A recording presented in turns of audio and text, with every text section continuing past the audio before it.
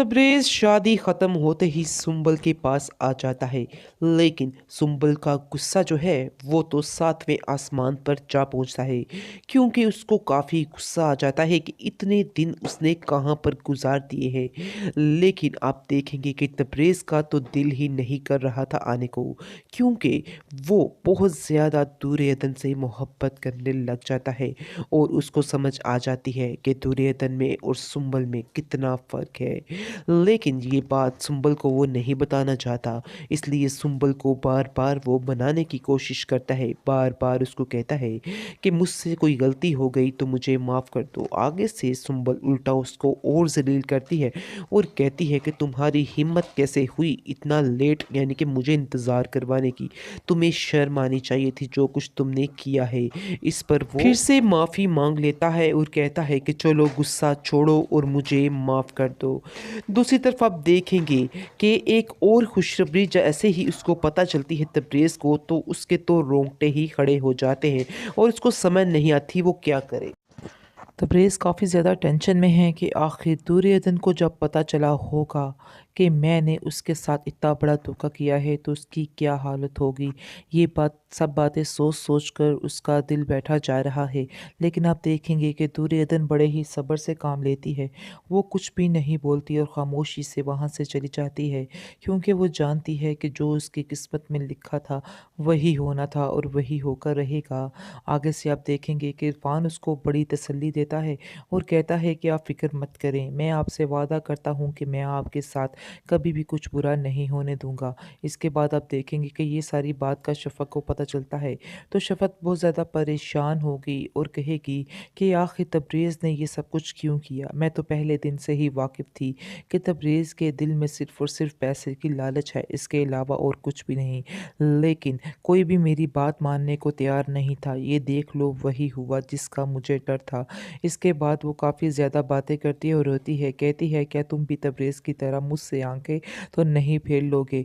मैं जानती हूँ कि दुर्योधन बहुत अच्छी लड़की है, लेकिन फिर भी देख लो तबरेज़ ने उसके साथ क्या किया है।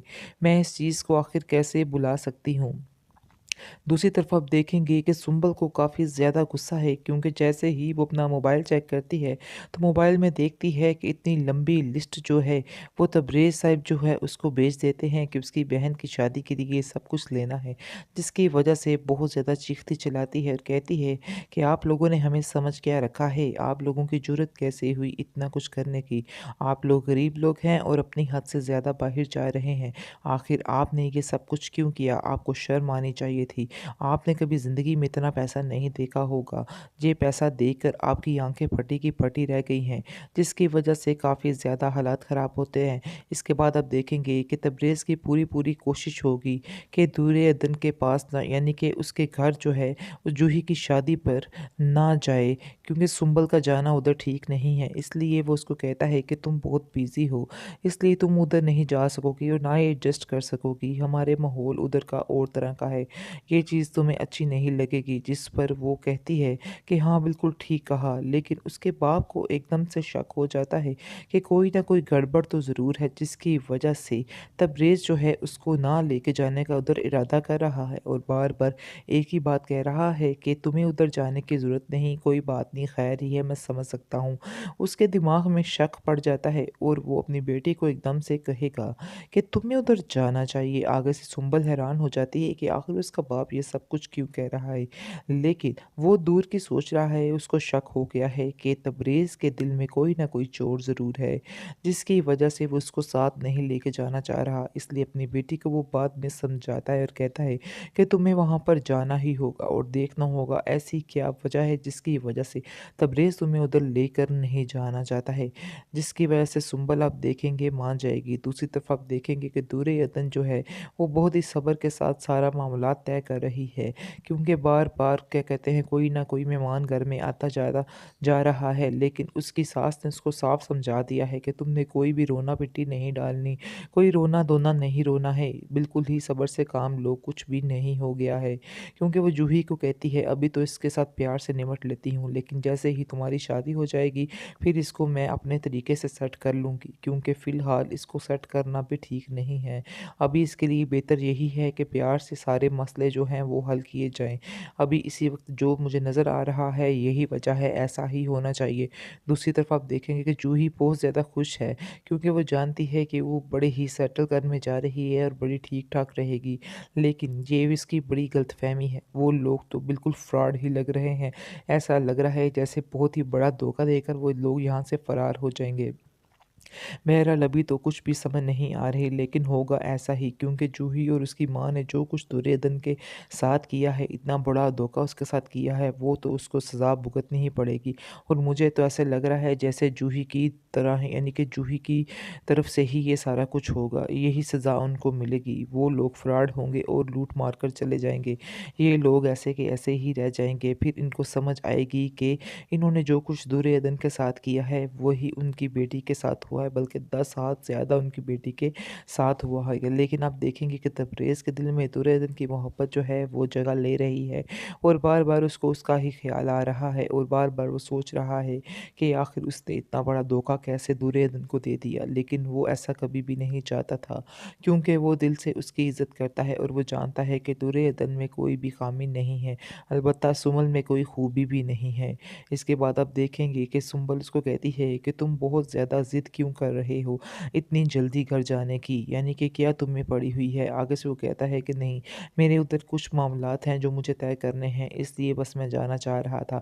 آگے سے سنبل اس کو روک دیتی ہے، تو ادھر کے معاملات جو ہیں وہ کون دیکھے گا؟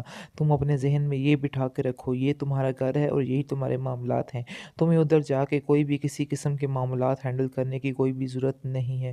ویسے بھی تمہارا ان پڑھ جاہل گوار بھائی ادھر بیٹھا ہوا ہے، وہ سارا مسئلہ حل کر لے گا، تمہیں ادھر جانے کی کوئی بھی ضرورت نہیں ہے۔ آگے سے وہ کہتا ہے تبریز کہ وہ میری بھی بہن ہے، میرے بھی کچھ حقوق کچھ فرائض ہیں جو مجھے حل کرنے ہیں۔ آگے سے سنبل اس کو بڑے ہی غصے سے کہتی ہے کہ اگر تمہارے حقوق فرائض ہیں تو تم لوگ ہم سے پیسے کیوں مانگ رہے ہو؟ آپ لوگوں کو بالکل بھی شرم نہیں آ رہی ہم سے پیسے مانگتے ہوئے؟ لسٹ تو آپ لوگوں نے اتنی لمبی ایسے تھما دی ہے جیسے کہ ہم نے ہی سارا کچھ کرنا ہے۔ تم میں ذرا سی شرم ہوتی تو تم ایسے نہ کرتے، تمہیں تو چاہیے کہ اپنی بہن کی سادگی کے ساتھ ساری رسومات وغیرہ ادا کرو۔ اس کے بعد اب دیکھیں گے کہ جوہی جو ہے اپنے بھائی سے کہے گی کہ تم نے سارے پیسے کے معاملات کو حل کر لیا ہے، میں سارا کچھ کرنے والی ہوں، یعنی کہ سارے اپنے دل کے ارمان پورے کرنے والی ہوں۔ یہ سب باتیں سن کر تبریز تھوڑا گھبرا جاتا ہے اور اپنی بہن جوہی سے کہتا ہے کہ تم ذرا ہاتھ اپنا ہلکا ہی رکھو، یعنی کہ کوئی ضرورت نہیں ہے اتنا اچھلنے کودنے کی، اتنا پیسہ میں نہیں لگا سکتا، یہ بات تم اپنے ذہن میں رکھو، یہ تمہارے بھائی کا پیسہ نہیں ہے جو تم مانگ رہی ہو، یہ کسی اور کے پیسے ہیں اور میں بھی ادھر کسی اور کے پیسے پہ ہی رہ رہا ہوں۔ دوسری طرف آپ دیکھیں گے کہ کافی زیادہ ٹینشن ہے عرفی کے اندر آئی ہوئی، اور عرفی جو ہے اس کو کچھ سمجھ نہیں آ رہا کہ وہ کیا کرے۔ وہ تبریز کو کال کرتا ہے اور اس کو خوب ذلیل کرتا ہے کیونکہ وہ جانتا ہے کہ تبریز نے بہت ہی غلط کیا ہے۔ وہ اس کو سمجھاتا ہے کہ آج تک میں تمہارے ساتھ کچھ بھی نہیں بولا ہوں، لیکن آج میں چپ نہیں رہنے والا، جو کچھ تم نے کیا ہے آج تمہیں اس کی سزا بھگتنی پڑے گی۔ کافی زیادہ ٹینشن میں آ جاتا ہے۔ اس کے بعد آپ دیکھیں گے کہ تبریز بھی اس کے سامنے نہیں بولتا کیونکہ وہ جانتا ہے کہ اس نے بہت بڑی غلطی کر دی ہے، لیکن پیسے کی لالچ میں وہ اس قدر اندھا ہو گیا ہے کہ اسے کچھ سمجھ جانے کا نام ہی نہیں لے رہی۔